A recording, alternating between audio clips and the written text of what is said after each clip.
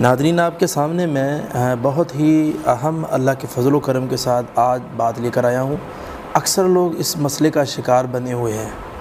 तो अल्हम्दुलिल्लाह सुनन नसाई की हदीस है और रसूलुल्लाह सल्लल्लाहु अलैहि वसल्लम का सही फ़रमान है। इंशाअल्लाह रहमान इस बात से इंशाअल्लाह आपको बहुत फ़ायदा होगा, बहुत ज़्यादा इंशाअल्लाह ताला। इस दुआ को आपने हिफ़्ज़ भी करना है इंशाअल्लाह ताला। आपके सामने ये स्क्रीन पर दुआ आ भी जाएगी और उसको नोट करें, इसका स्क्रीनशॉट लेकर अपने पास रखें। दुआ क्या है, वो दुआ किस चीज़ के लिए है? ये दुआ है बुरे हमसाए के लिए।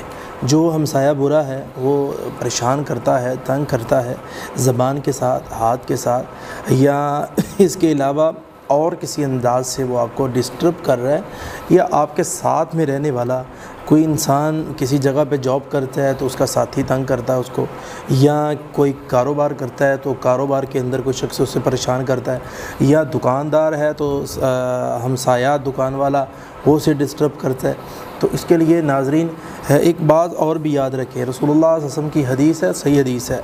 अल्लाह के नबी सल्लल्लाहु अलैहि वसल्लम ने फरमाया, बंदे का 40 घरों तक हमसाया होता है। दाईं जानब 40, बाईं जानब 40 फ्रंट पे और 40 बैक पे, उसके ये इतने हमसाए होते हैं। तो इन इतने हमसायों में से अगर कोई शख्स आपको परेशान कर रहा है तो आपने ये दुआ पढ़नी है। ये जो आपके सामने आ गई वो दुआ क्या है, ये आप गौर से इसे याद कर लें। अल्लाहुम्मा इन्नी आऊज़ु बिका, ऐ मेरे अल्लाह मैं तेरी पनाह पकड़ता हूँ। किस चीज़ से? फरमाया मिन जारी सुई, अल्लाह बुरे हमसाए से। फ़ी दारिल मुक़ामती फ़इन्न जारल बादियती यतहव्वलु।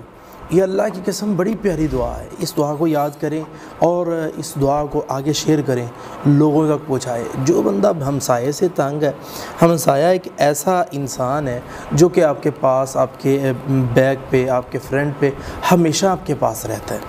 तो एक हमसाया है, वो सफ़र के अंदर आपके साथ आया, वो चंद मिनटों के लिए आया, उसने अगर आपको परेशान भी किया तो वो चंद मिनटों के लिए गया और वो चला गया। एक वो हमसाया है जो 1 साल रहा है, या 2 साल, या 5 साल, उसका पता ही नहीं है कितनी देर हमारे पास रहेगा, हमारे बैक पे रहेगा, हमारे दाईं या बाईं जानब रहेगा। तो ऐसा हमसाया जो होता है वो ज़्यादा अजियत वाला होता है। हमसाया एक ऐसी चीज़ है, वो जब भी आप घर से निकलते हैं वो आपको देखता है, आप जब भी बाहर आते हैं या घर में जाते हैं वो आपको देखता है। तो ऐसा शख्स जो होता है वो ज़्यादा परेशान कर सकता है। तो इसलिए ऐसे बंदे से बचने के लिए कोई ताकत नहीं बचा सकती सिवाय इल्ला बिल्ला, मेरे अल्लाह ताला के। तो अल्लाह ताला के नबी सल्लल्लाहु अलैहि वसल्लम, सुनन नसाई की सही हदीस है, अल्लाह के नबी ने ये दुआ दी है। नाज़रीन, इस दुआ को पढ़ें। सवाल ये होता है कि दुआ पढ़नी कितनी बार है। अक्सर लोग ये सवाल कर देते हैं कि दुआ पढ़नी कब है और दुआ को कैसे पढ़ना है। नबी सल्लल्लाहु अलैहि वसल्लम ने ये दुआ दी है हमको। अल्लाह के रसूल ने ये नहीं बताया कैसे पढ़ना है। अल्लाह के नबी सल्लल्लाहु अलैहि वसल्लम ने ये नहीं बताया कितनी बार पढ़ना है। अल्लाह के नबी सल्लल्लाहु अलैहि वसल्लम ने ये नहीं बताया कब पढ़ना है।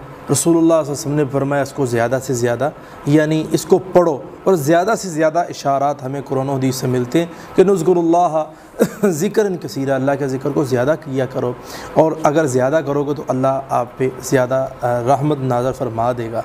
तो ये कुरान मजीद से मिलती है। और कुरान मजीद से एक दो इशारे और भी मिलते हैं कि जब भी ज़िक्र करने क़ब्ल तुलूइ शम्स व क़ब्ल गुरूबिहा, सूर्य के निकलने से पहले और गुरूब होने से पहले, ये इशारात हैं।